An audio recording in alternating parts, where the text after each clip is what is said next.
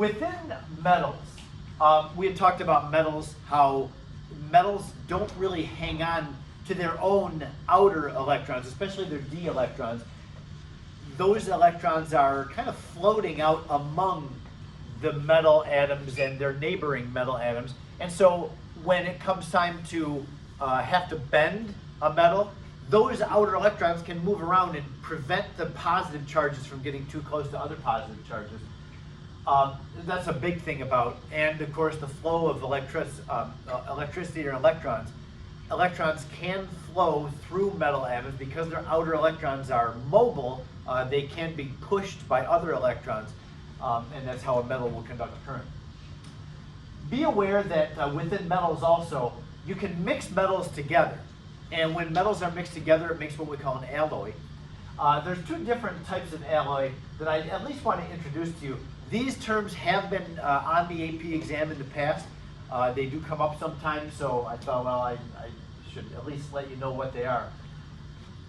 When you mix together metals that have similar size atoms, they're going to make what we call substitutional alloys. So if you have like pure copper, copper will be arranged with all the copper atoms are, of course, exactly the same size, and they'll have some order to them. But when you melt down copper and you add a different metal to it, like in the case of making the alloy bronze, bronze is a mixture of copper and tin. So when copper and tin are mixed together, here's copper and here's tin. This is not a good resolution picture, sorry about that.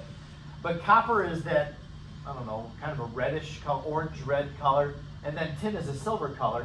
You put those two, you melt them down and mix them together, and they make what we call a substitution alloy, in which the tin is a similar size atom to the copper. So in this copper crystal, some of the copper atoms are replaced by tin atoms. And that gives the metal different properties. Like you can see clearly the color of bronze, the mixture of copper and tin, is very different from copper and is different from tin. It's something different. Bronze has kind of a brown color to it, and that is the result of mixing those two together. Bronze will have a different density, probably have a density in between that of copper and tin, and different conductivity and lots of different properties of bronze, somewhere in between the properties of the two pure metals. So that's an alloy. There's lots of alloys. Brass is an alloy. A lot of jewelry, like 14 karat gold is an alloy. Different metals are added to it. Tools tend to be alloys. So a substitutional alloy is one in which the particles have about the same size, so one just replaces the other in its crystal form.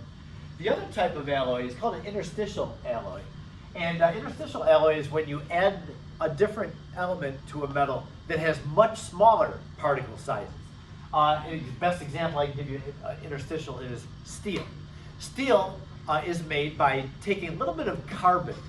And now it's kind of weird because carbon is not a metal. It's not like we're adding two metals here to come up with similar properties, but it was found out more than 100 years ago that if you add a little bit of carbon to iron, the carbon is so much smaller than the iron atoms that it kind of fits in between, and the space is in between. So it doesn't really disrupt the iron in terms of the iron's crystal arrangement, but it sits in between those particles.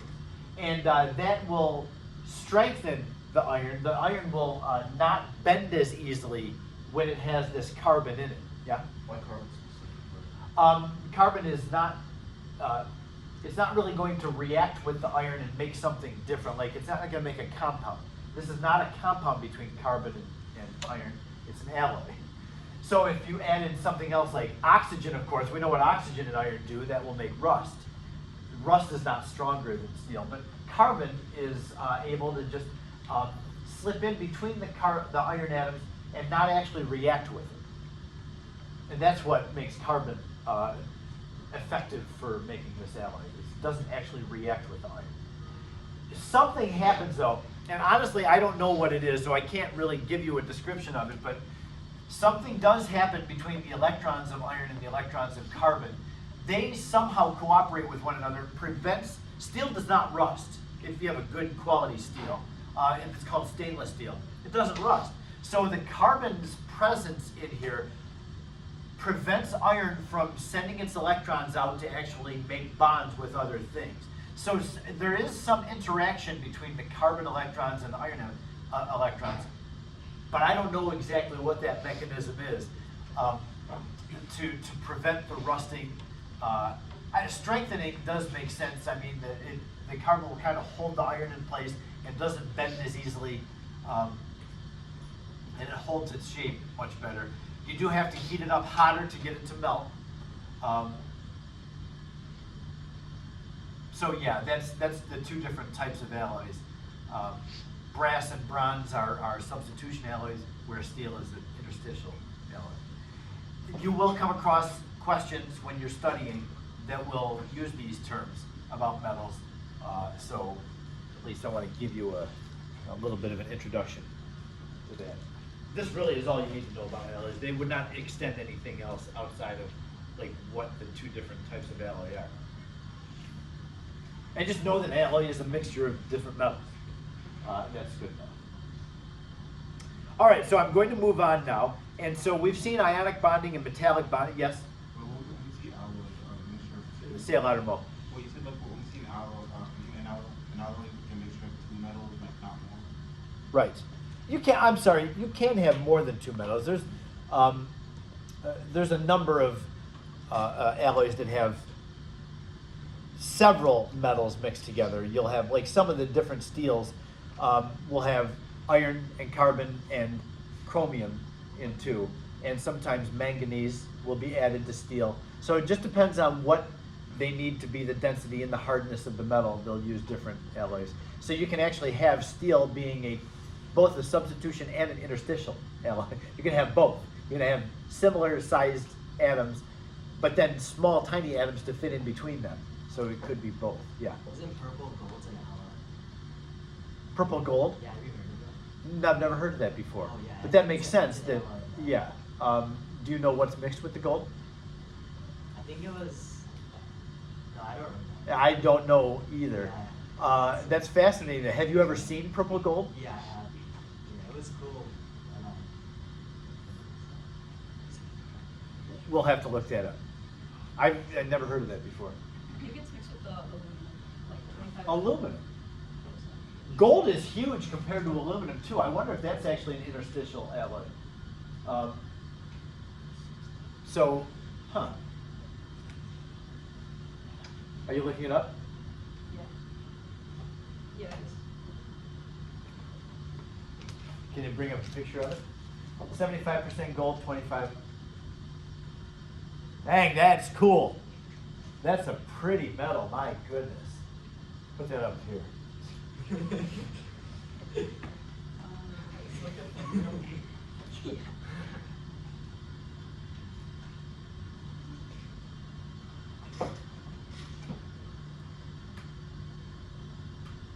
I want some of this.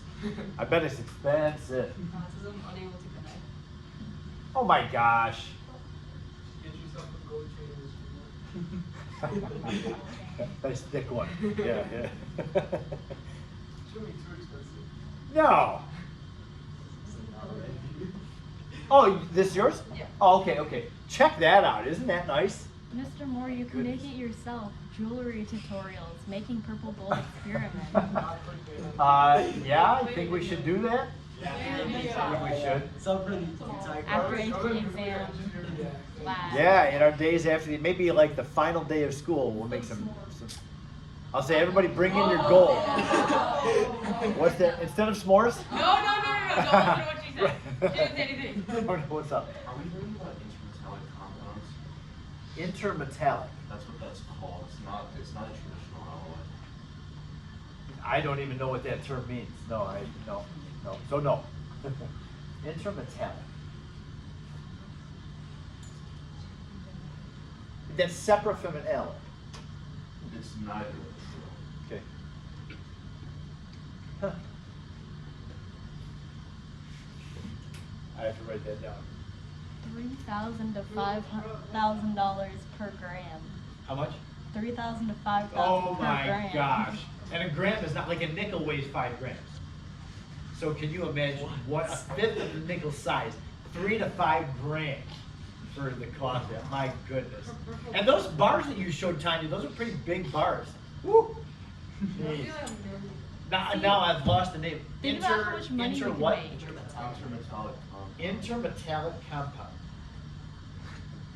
Think of how much money we could make if we made pellets. Instead of the lab, we would have motion. Yeah. Then maybe you could sell it. So yeah, we're gonna need gold. So everybody, like, get some gold and bring it in. Yeah. I'll go pan and pour it in the river, I guess. We'll have to melt down gold and then purify it because like 14, 10 karat, 18 karat, those are alloys, so we'll have to get the gold pure and bring some aluminum. I have aluminum, so don't worry about that. You just bring the gold. Yeah, we have gold. Yes, yeah.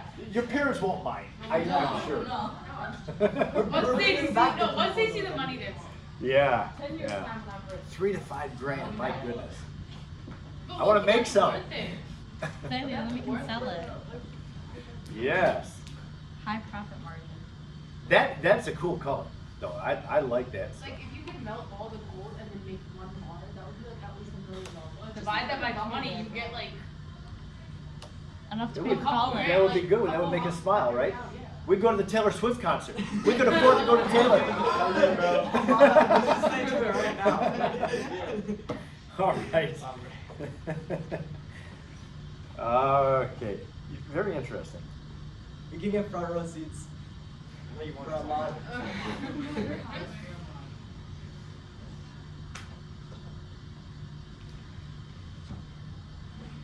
Okay, so now we are going to head into what we're going to spend the rest of our time in chapter on, covalent bonding. So we had to knock out some ionic and metallic bond properties. Now we park on covalent bonding for the rest of our time. This introductory slide is going to tell us something very different about covalent that's, well, compared to ionic and metallic. When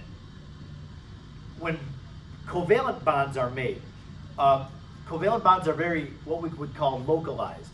Like in the water molecule, the oxygen makes 2 bonds with 2 distinct hydrogen atoms. And when I say distinct, if you remember when we talked about ionic compounds, there are not distinct molecules in these. Like if this is a chloride ion, which sodium belongs to it? Well, this, and this, and the one behind it, and the one in front of it, all of them belong equally to the chloride ion. There's not distinct molecules where there are in when you have covalent bonding.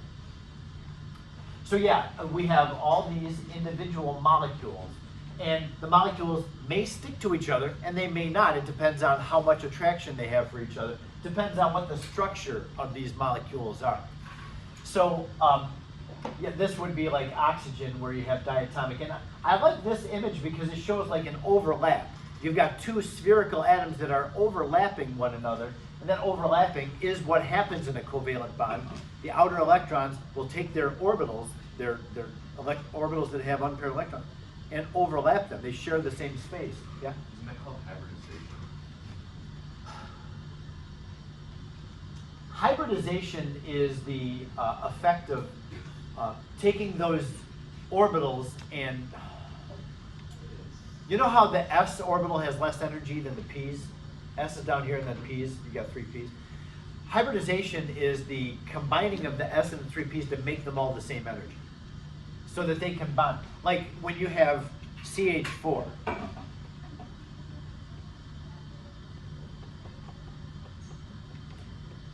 the methane molecule. We showed this carbon with 4 bonds around it. Well, carbon's electrons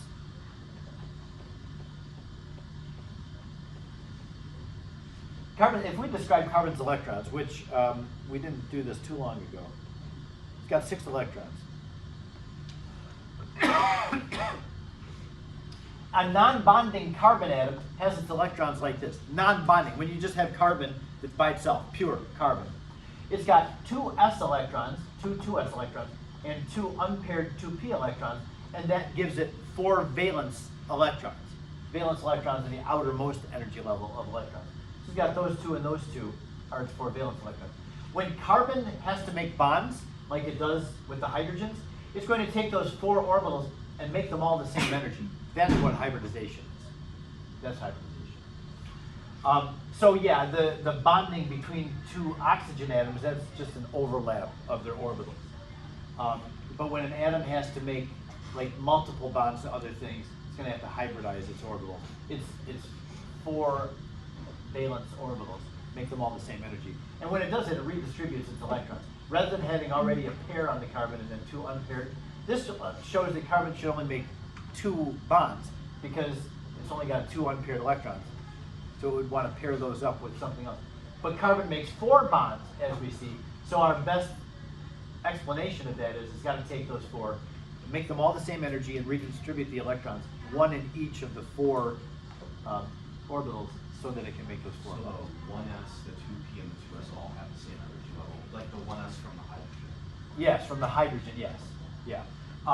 Yes, that's right. Yep. So they wind up making the same energy, they overlap, and that's how we get the bond. Yep. Okay.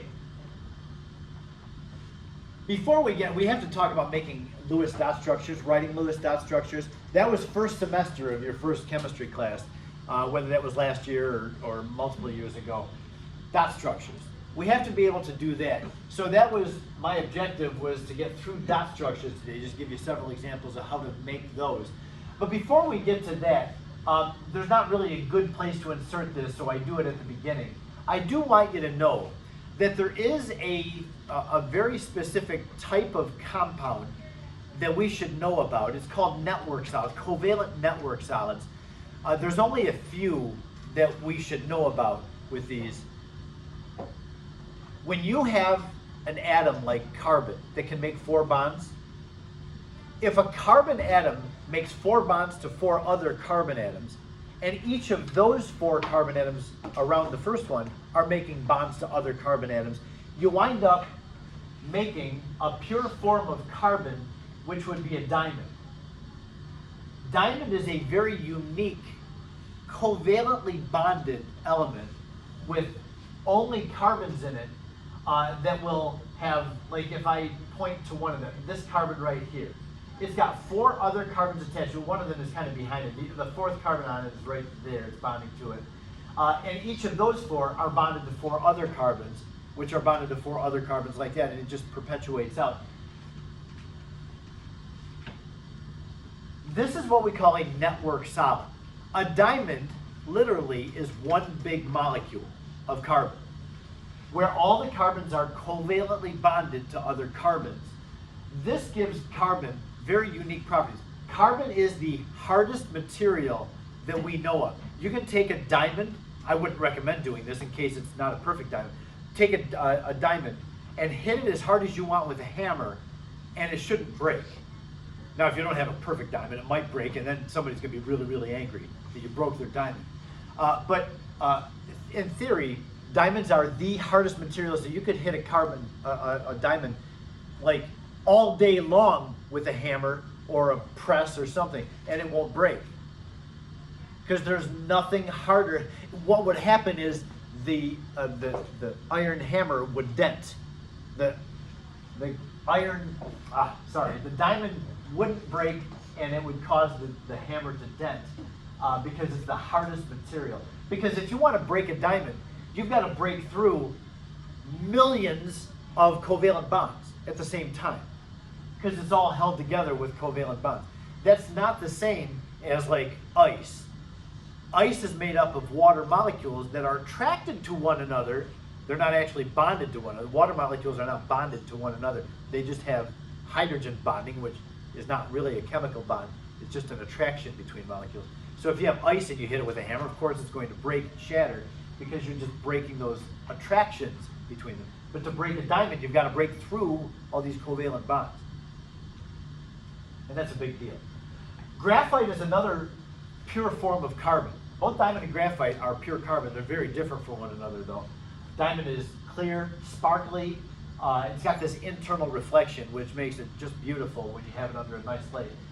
Graphite is not very beautiful. And it does have a little bit of a shine to it. But graphite is actually made up of carbons making a hexagonal shape, and it's a flat kind of a structure. Now, one layer of graphite with all these hexagons bound together will attract to the next and actually bond to the next layer of graphite, and then the next layer of graphite. What happens is pi bonds are formed from one layer to the next, which actually bonds them together. It's kind of weird. We haven't talked about sigma and pi bonds yet, but we will. And we have to really understand that to understand how graphite fits together. But yeah, if you ever find graphite, it'll be this flat structure. It's got all these layers of graphite. You have to push. How do we actually know that they're layered hexagonal shapes versus diamonds which are just straight carbon bonds? I think at this point, chemists they can tell what the bond angles are of carbons to one another. They can take shave off a layer of graphite and analyze it and see what the angles are. There's like infrared spectroscopy, nuclear magnetic resonance. I don't think that's a very common analytical tool, but the different types of spectroscopy, you fire light at it, and you can get, depending on what frequency of light you're hitting it with, you get different information out about the structure of things. So they can measure what's going on, what the angles of bonds are, and that's what tells them. Because the bond angle of this is different from the bond angle of this. These are all perfect tetrahedral carbons. This would be like 120 degrees. So anyway, diamond, graphite, those would be considered network solids. Diamond is a much better example of a network solid because, like I say, it's one big molecule. Another example of a network solid, which is kind of cool, is sand. Every grain of sand is theoretically one big molecule. Because sand is primarily, now sand is very commonly not pure silicon dioxide, but rather there's a lot of impurities in sand.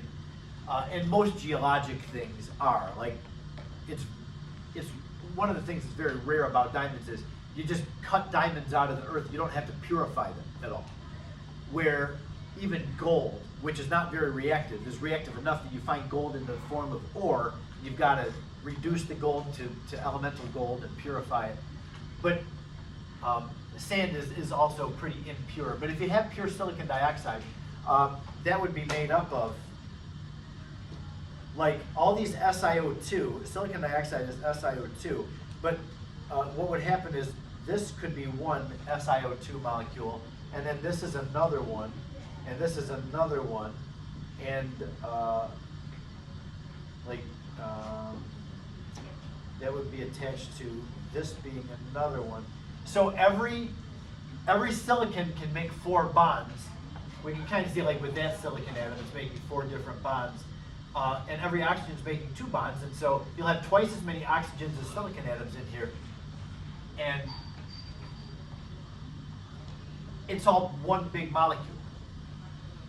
So these network solids are very unique types of covalently bonded either elements or compounds. In the case of diamond, it's just an element. But know that network solids, because they're one big molecule, they're super hard material. And to get them to melt down, you would have to break their covalent bonds between them. So you've got to heat them up extremely hot. Can anybody just take a second, look up, what is the melting point of diamond? Like if you want to melt a diamond down, you've got to get it hot enough that the covalent bonds break. That's crazy high. Mo, what do you get? 4,500 Celsius. 4,500 degrees Celsius. That's crazy high. When we think of water boiling at 100 degrees Celsius, you've got to go up 4,500 degrees Celsius to get diamond to melt. Thank you for looking that up. And that's ridiculously high. Like most ionic compounds will melt in the hundreds degrees. Iron, I don't know what's iron. Are you still there, Mo? What's the melting point of iron? About 1,000. plus. Yeah, so 1500 degrees for iron. So that just kind of gives you a scale that, yeah, when we're heating up diamond to get it to melt down, it's crazy high. Yeah. How do they measure hardness? Yeah, geologists have done this for years. And I only had one class in geology, but they use a scale. I think it's called the MOH scale, Mohs scale. I think they either like take a press and hit different things with it and see what force it takes to break or shear. I guess I don't really know how they measure, but they do this comparative thing. So every solid has a hardness of, you know, on the Mohs scale. Diamond is the top one. Yeah, that's a geologic engineering kind of practice. I've never seen it. I never had to use anything. Have you ever heard of the Mohs scale? Yeah, you might have. Yeah. I'm pretty sure it's like based off of like how well it is at like scratching like other places. Oh, they take and scratch? They do a scratch test? Yeah, maybe so. Like diamond will scratch any other surface where nothing will actually scratch a diamond. That's what makes it, yeah, that scratch test, I think that's right. Okay, so anyway, there's covalent network compounds. There's only a few of them. I would say you should know diamond is a network solid. No silicon dioxide is a network solid. And then another one that I have seen before on the AP exam is silicon carbide, SiC, S-I-C. This compound, it is a compound, but it can be made up, make up a network solid as well. Silicon can make 4 bonds in the same family as carbon. And so you can have alternating silicon and carbon atoms making a structure like a diamond. And that could also be a network solid. But just know that they have,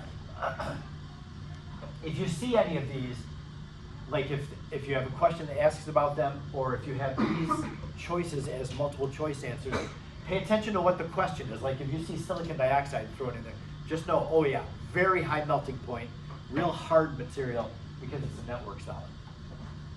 You'll come across these studying for the AP exam, so watch out. Okay, so we've got like 20 minutes left this hour. I want to talk about Lewis dot structures, how to make them, so that next week when we get back, next lecture on this is Thursday next week, we'll continue and pick up on this. But let's take a look. You are going to possibly see dot structures done differently than you learned the first time. Again, we covered making Lewis dot structures.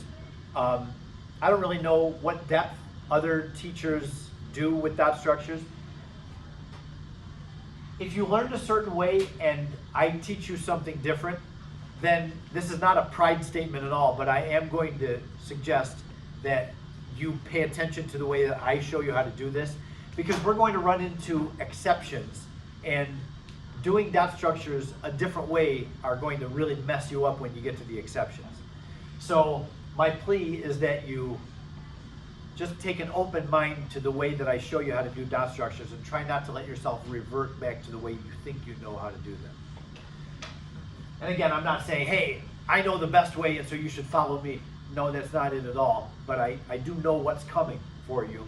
And this is the most efficient way to do dot structures so that you can handle exceptions when they come to you.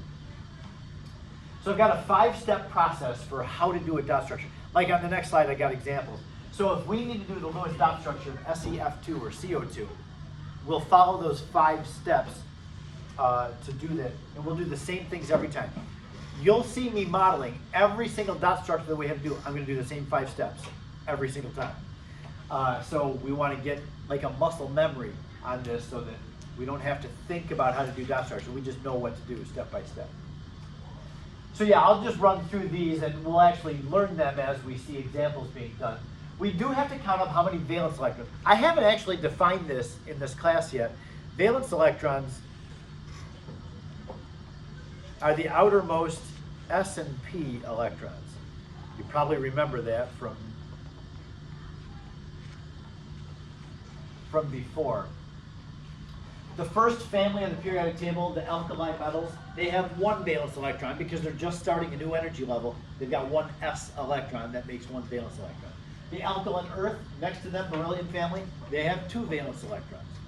Jump over the Ds, notice the definition of valence, outermost s and p electrons. So we jump over the Ds, and the boron family, they'll have three valence electrons, two s electrons and a p. That's three valence electrons, all the way up to the noble gases, which have 8. An atom can't have more than 8 valence electrons. So, when we have an example like SeF2, you see that I have a blank space with electrons there. We're going to just count the number of valence electrons. We don't care about the total number of electrons they bring in. It's only the valence electrons that get involved in bonding. So, we'll count up how many valence electrons the atoms have brought into the compound. And then we're going to start putting the elements together into a structure. We put the least electronegative element in the middle every time. So we learned the trend of electronegativity. As we go up and right toward fluorine, electronegativity is going up. So as we go down and left toward francium, the electronegativity is going down. So the element in the compound that's farthest down and left is going to be the central atom. The least electronegative element is going to go in the middle. Therefore, the more electronegative elements are considered the peripheral atoms. Those are the outside atoms around the central atom. They're going to go onto the central atom with just at first a single bond. You may need to change that single bond to a double or triple, but start just by attaching the peripheral atoms to the central atom with single bond. And remember, we'll just show a line representing a bond. Then we're going to put lone pairs around all atoms where, put lone pairs around to get every atom their 8 electrons. Remember, the whole reason for covalent bonding, for any type of bonding, is to get atoms the experience of having a noble gas configuration. So that's why covalent bonding is happening, is it's there to get atoms their valence electrons, their valence shell full. Once you've done step 4 here, when you get 8 electrons around all atoms, now everybody has an octet, and they have that stability of having 8 electrons. But we are going to have to count how many electrons our structure shows, because after we did step number 1, when we counted the number of valence electrons, that's the number of electrons that are available for that compound, is what was brought in by the atoms. So when you put lone pairs around all atoms, you may have actually introduced more electrons, and we've got to refine that to get to the number that we had in step 1. That's what I'm doing here in step 5. If you've counted and you have too many electrons in there, that's when we have to start making double and triple bonds. I'll show you what I mean by that with my examples. So I'm going to, for the first couple of examples, go between the 2 slides so that we can see these steps being applied. But we won't need those steps in front of us every time. Once we get the hang of this, we'll just zip right through it. Hang in there. I'm going to try to do this fast. I know this is kind of boring. I apologize. Friday morning here, and I'm just putting you to sleep. I'm sorry about that. But we have to be able to do this first before we can do anything else. And you will have to do dot structures on the AP exam. The free response is going to ask you sometimes to like draw a dot structure. Sometimes they'll give you one to analyze, but a lot of times they'll ask you to draw them out. So we've got to be able to do this. So here we go. SeF2 is our first one. Selenium difluoride. Selenium is in the oxygen family. It's kind of an obscure element, but it's on there. And so we need to do the dot structure of it. I've got this blank space for electrons. That's step 1. Count the number of valence electrons. Well, selenium being in the oxygen family, go ahead, you go first.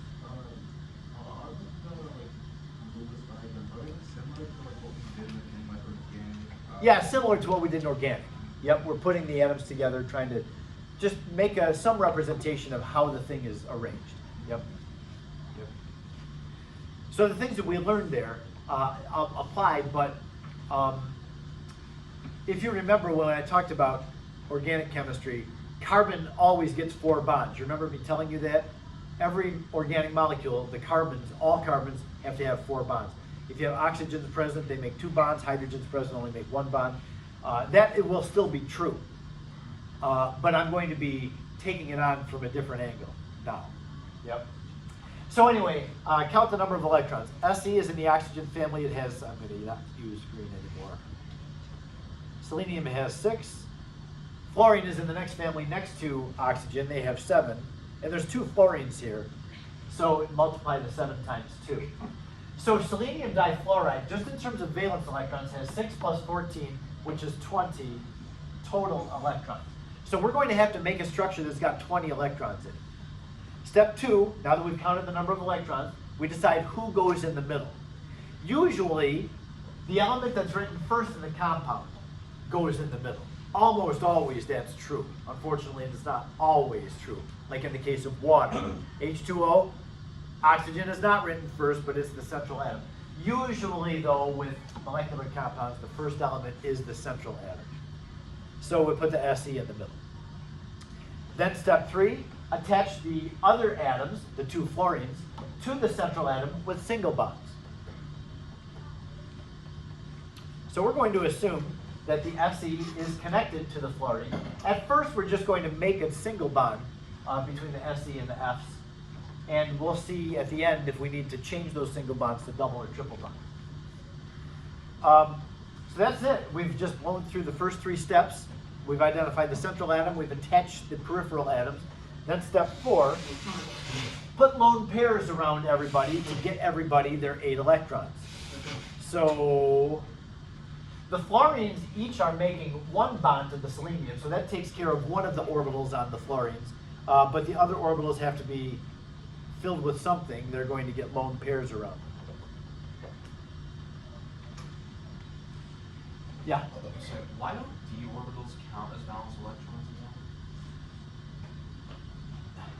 You know there's 5d orbitals, right? They don't seem to be ready to overlap like S and P electrons, hybridized S and P electrons are. So we just ignore D's. Do the d orbitals sometimes get involved? Yes, we're going to see that. The day that we talk about orbital hybridization, you're going to see I'll be bringing in sometimes d orbitals, but those are exceptional things. For these normal covalently bonded things, the d's just don't get involved. It's just the s's and the p's. So I'm just telling you, these don't get involved. You notice I'm not giving you a why. Why don't these get involved? I don't know, they just don't. There's a lot of them. They have a complex shape. Maybe if that's why, I don't know. Maybe they're just high enough in energy that they don't. But in general, they don't get involved. So there's step 4, is we made sure that all atoms have their octet of electrons. The octet rule says atoms are most stable if they have 8 electrons around them. Now, all 3 of these atoms, the F, the Se, and the other F, they all have 8 electrons around them. That's good. And our last thing now is we're going to have to go through and count. Our structure now has electrons in it. Count how many electrons we have. It better match the number that we had in step 1. The number of valence electrons that we counted at first has to match the number that we have finished with after step 4. And so let's count. Starting on the left, 2, 4, 6, 8, 10, 12, 14, 16, 18, 20. So I've got 20 electrons shown in this structure. The line represents a pair of electrons, a shared pair of electrons. Some of you in your first year chemistry class may have learned like the dot structure, the lone pairs are symbolized like that. I show pairs of electrons as a pair of dots, but if you like to show the line around, that's totally fine. I know that Ms. BQ teaches lone pairs like that, and so if you're comfortable and you like that, then keep using it. You don't have to make things look like I write them just because you think I like it. If it's correct, then write it the way you want to. She never did it like that. I thought she did. I had her for chemistry, she never did that. She always did the dots. Really? Oh, I thought she always put lines. Okay. In this class, I always see people putting lines, so somebody out there teaches the lines. Did anybody learn the lines for lone pairs? Like Robles or Nacy or Larson or anybody? No? That's funny too. Okay, I do see lines. Yeah. Okay. Anyway, so it's neither here nor there. I mean, I just wanted you to see that I don't care how you express them. So this, of course, I always start with a Mickey Mouse example. This is it, because this is one where we just had to make single bonds, put all the electrons around, and it's right, it's correct. It's got the right number of electrons. The number we counted here is equal to that number, so we're done. SEF2 would just have single bonds. CO2 now is going to introduce double bonds. Let's do CO2 next. Again, there's going to be a central atom with just two atoms attached to it. Kind of like this one had a central atom with two atoms attached to the central. But the electrons are going to have a different number, and they're going to lead to something different. First thing, count the number of electrons in CO2. So carbon is in the fourth family.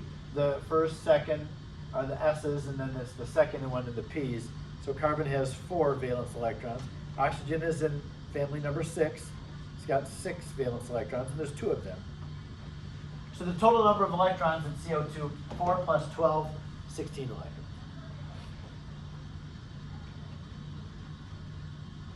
Next thing, decide who goes in the middle. Carbon is the less electronegative between C and O. So carbon's going to be the central atom, and then we'll put an oxygen on each side of the carbon. It doesn't matter how you arrange them in a dot structure. You can put one oxygen above the carbon, the other one to the right. It doesn't matter. As long as they're both on there, attached with a single bond. That's all we care about. Okay, so we've got steps 1, 2, and 3 knocked out. Step 4 is add lone pairs to all atoms so that everybody has an octet. There they are. All 3 of these atoms now have 8 valence electrons. They have shared electrons so that they can have 8. It's good. However, when we get to the next step, step 5 says if you have too many electrons, well, let's see if we have too many electrons. We should have 16 electrons, because that's all a carbon and 2 oxygens contain is 16 electrons. Count them though. 2, 4, 6, 8, 10, 12, 14, 16, 18, 20. There's too many electrons. That's why we have step 5. If there are too many electrons, we have to get rid of 4 of our electrons here. 1 carbon and 2 oxygens has 16 electrons. I can't just suddenly have a structure that has 20 electrons in it that has a carbon and 2 oxygens. So this has to show 16 electrons. So what it says to do, if you have too many electrons, which we do, make double or triple bonds on adjacent atoms, and we'll have to erase lone pairs from each. What I'm saying about that is this. We need to get rid of some electrons. We've got to cut down 4 electrons here. Notice the carbon and the oxygen on the left. They're bonded to each other. That would be considered adjacent. They're adjacent atoms because they're already bonded to each other. They still have lone pairs on them though.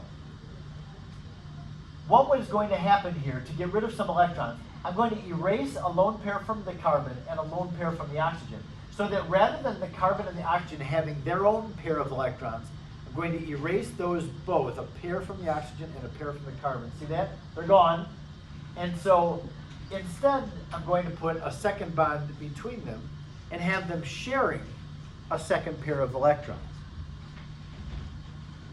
So you still have the carbon and oxygen with the original bond on them, and rather than the carbon and the oxygen both having their own pairs of electrons, they can share another pair of electrons. You can share up to 3 pairs of electrons. You can't have, there's no such thing as a quadruple bond.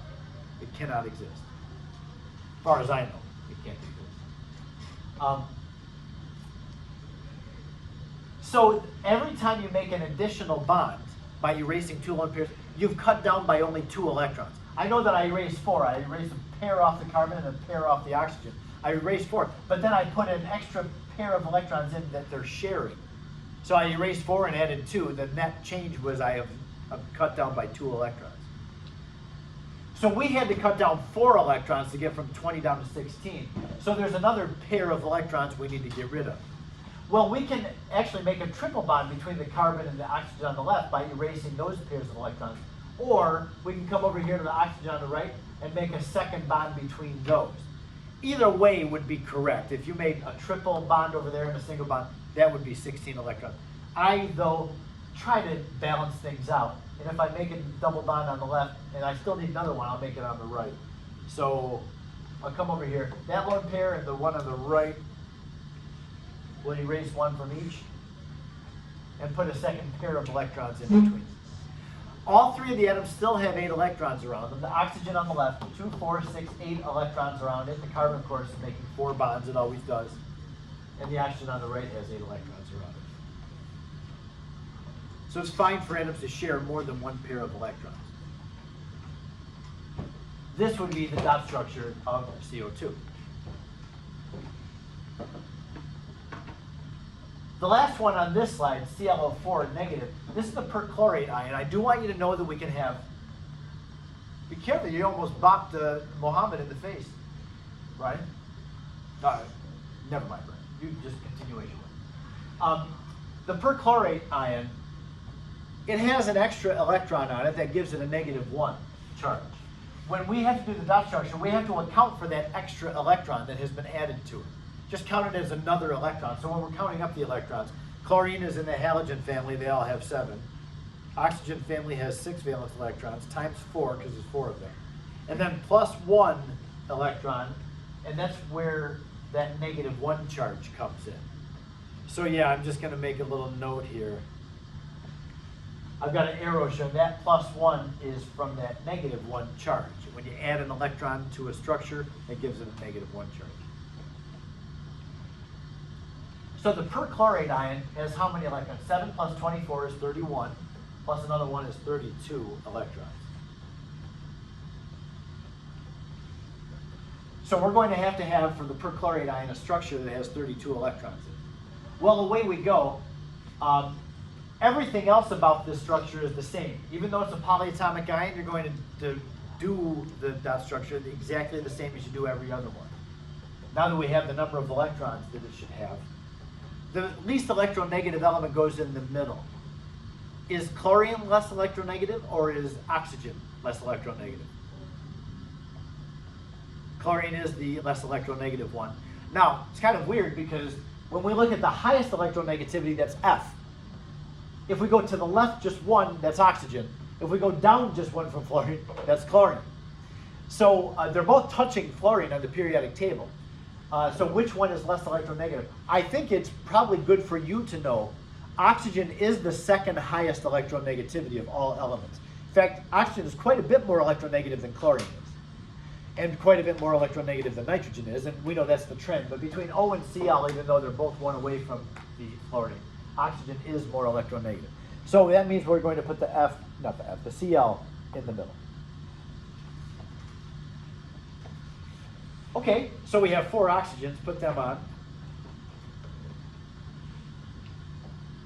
Then add the electrons to get the lone pairs around everybody to satisfy the octet rule.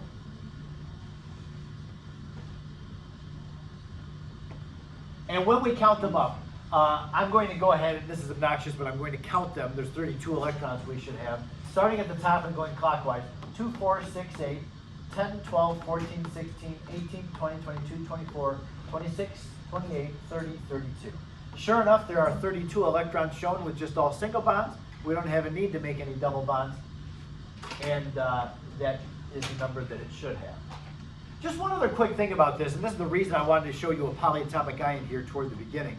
When you have a structure of a polyatomic ion that you give, it is appropriate to have some notation that tells the reader this is an ion, not a neutral compound. So the proper way to do this, now I'm going to tell you, if you forget to do this on a quiz or test, I'm not going to mark you wrong. But if you like to do things in the proper way, we indicate that we have a polyatomic ion by putting brackets around and indicating what the ion charge is on the outside of the bracket. I don't make brackets for my neutral structures, but to charge things, I'll put brackets around them and say, hey, this thing is a -1 ion. There's an extra electron somewhere in here.